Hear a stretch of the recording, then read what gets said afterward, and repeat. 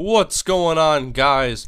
Almost ready now to start the wildcard playoffs, but first, I wanted to show you guys how our rookies did and how some others did throughout the season. Now, we'll first look at our first round pick, Nate Potter, left tackle out of Boise State. Need a guy that can stay around for a long time to anchor that left side of the line.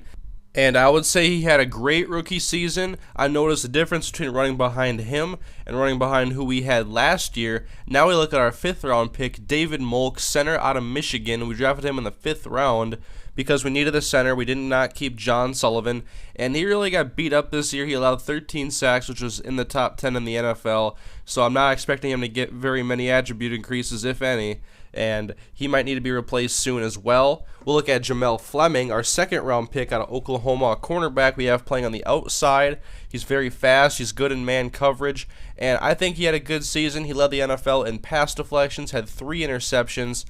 But it's the same situation as Nate Potter. You can't just have one great guy in your secondary or one great guy on your offensive line. You got to work around those guys, keep them around, and then build off of them. Jared Crick, now defensive tackle out of Nebraska. I kind of actually question this pick now. It was a 3rd round pick, and I took a defensive tackle that I knew was going to be on the bench. Christian Ballard emerged this year, and Jared Crick is the 4th, I believe, on the depth chart. So he didn't get much playing time at all, except when both Ballard and K-Dub were off the field. But I'll probably evaluate him and Remy to see who should be the 3rd defensive tackle. Now we have Garrick Williams, 4th round middle linebacker, who I was really impressed with his play. But just like last year, E.J. Henderson got hurt a number of times, as did Garrick Williams this season and Donald Butler. So we've ran with 3 different middle linebackers. Add Xavier Adibi to that list, who is probably one of the most consistent players on this team. But he is a 3rd stringer, and I would need Garrick Williams or Donald Butler to really solidify that starting position, or we're going to have to find somebody else. And now we have Dyrell Roberts, 6th round draft pick out of Virginia Tech to play wide receiver. We picked up Plaxico Burress. He played very well this season. And Dyrell just pretty much got buried on the depth chart with guys like Noel Devine stepping up for Percy Harvin, and Devin Aroma should do, and Emmanuel Arsenault catching a lot of passes. Roberts doesn't have a very high potential, so we'll see how much longer he sticks around. And finally, Kenyon Barner, our 7th round draft pick out of Oregon, that we got mainly to be a return specialist, and he did all right this season, 1 touchdown, but I think I'm going to have him battle with somebody next year in preseason. Maybe pick up somebody in the 7th round or some guy that's undrafted. We'll see what happens anyways. I always like doing these little position battles, especially at things like returner. And here you can see his return stats. Had a decent year, nothing too exciting, but he did get us some good field position on punts, and that's what I mainly remember about him. And now we'll check out some other players. Here's Brandon Whedon. It should be Brandon Whedon. And he was drafted 2nd overall in this draft, actually. Luck was not the first quarterback taken. And he was the AFC's Rookie of the Year. So he had 13 touchdowns to 9 interceptions, 2,022 yards. Not a great statistical season, but maybe the Browns have something good going. And I've been asked about Kellen Moore, and he was drafted in the 3rd round by Miami. And he just hasn't played that much this year. 4 touchdowns to 1 interception, 858 yards. It looks to me like he played pretty decent in the time that he had. And now we have Houston quarterback Case Keenum, who got drafted by the Falcons, and he actually did get a lot of playing time. Matt Ryan must have gotten hurt this season. 1,033 yards and 4 to 8 touchdown and interception. Not a very good statistical season, but we'll look at Ryan Lindley. We got a chance to see him in Week 17, and he led the 49ers to a win over us. And he had 18 touchdowns, 12 interceptions, almost 2,500 yards, and looks like he started about every game.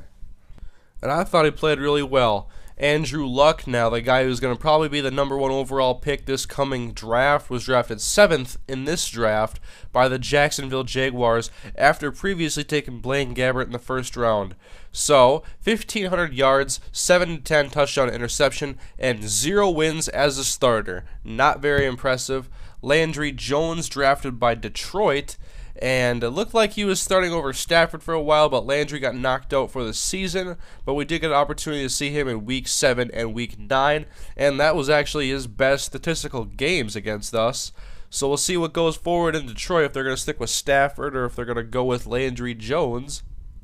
And here is your Rookie of the Year, Dominique Davis, quarterback out of East Carolina, playing for the Washington Redskins, 20 to 13 in touchdown interception. nearly 3,000 passing yards. An impressive season for Dominique Davis. Looks like to be the quarterback of the future over in Washington. Now, Robert Griffin, a Heisman finalist this year, playing for Seattle, was actually hurt for the entire season in this one, and his speed is a lot lower than it should be. But he played pretty well on his opportunities, but after his injury, they had to turn it over to Josh Portis. And now here's a couple of running backs to check out. We got Dan Herron out of Ohio State playing for the Denver Broncos, and not a very good yards per carry at all. Not a very impressive season for Dan Herron, but we'll check out Trent Richardson, another Heisman finalist, drafted by the Buccaneers. So they got Blunt and Richardson, and not a very high yards per carry for him, as he looks to be splitting time with LeGarrette Blunt. Now Mark Tyler out of USC playing for San Diego, and he had a lot of carries this year. I'm not sure if Ryan Matthews was injured. I would assume so. Not a terrific season, but I think Matthews gets hurt too much anyways. And I've also had some requests to check out the Pro Bowl teams that are going to be playing this season, and you guys also have wanted me to play the Pro Bowl before the Super Bowl happens, so I will be playing the Pro Bowl when that time comes around. And here are the rosters. First, checking out the AFC roster. A lot of familiar faces. Probably not going to see too many weird things until a few more years into the season. Players getting older. I've already seen it happen with Steve Hutchinson. He's down to an 84 overall, no longer an elite offensive lineman, and we'll see some younger players emerge. I've already seen a couple. And really, Matt Dodge made it to the Pro Bowl. Here's the NFC, so we'll get to see some of our players that made it. We got Adrian Peterson. Of course, he had a fantastic season. And Steve Smith's playing for the Redskins. Still Calvin Johnson and Larry Fitzgerald in top form.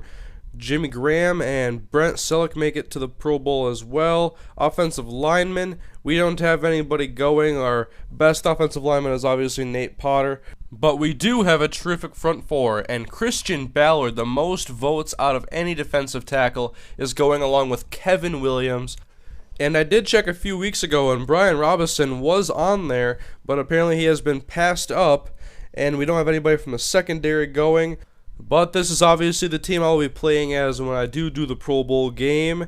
And Devin Hester goes as a returner. He passed up Kenyon Barner. I checked up a couple of weeks ago, and Barner was actually going to be slotted to go to the Pro Bowl, but apparently he got passed up as well. And now here are the yearly awards. Peyton Manning is your MVP and Offensive Player of the Year. Gerard Mayo is the Defensive Player of the Year. Dominique Davis, I've already talked about this. Offensive Rookie of the Year, followed by Lindley and Weeded. I'll see if I can edit his name. And now defense, and the Broncos have another great player by the last name of Miller with Julian Miller. And Peyton Manning is going to be the best quarterback of the year. Best running back is actually going to go to Rashard Mendenhall. He did have more touchdowns than Adrian Peterson by 6. Adrian had more yards. Best receiver goes to Wes Welker, who was actually in the top 5 voting for MVP award, which would have been pretty sweet to see a wide receiver win that award. Best offensive lineman, guys that are all great. The Saints are absolutely spoiled to have Jari Evans and Carl Nix, 2 fantastic guards. Best linebacker, Gerard Mayo, and Darryl Smith behind him, and Sam Acho coming out of nowhere out of Texas, and he's in the top 5. Best DB, Asamoah and Revis are on there, but they're towards the bottom. Terrell Thomas on top. Best kicker goes to Connor Barth, and Orlando Mara. I see him in the top 5. I just laugh because of that missed kick he had against the Vikings. Tomlin is your coach of the year, and next episode will be Wild Card Weekend against the St. Louis Rams. I know you guys are anxious for the playoffs to start, and I plan on bringing that episode to you guys real soon. But quickly, here are a couple videos for you guys to check out. On top was the last episode I posted, which was the final statistics. It shows my Vikings, and it shows the entire NFL and the league leaders. And on the bottom, we have Week 17, our last game we played against the San Francisco 49ers. But now it's time for the playoffs, so next episode will be against the St. Louis Rams, and I will see you guys later.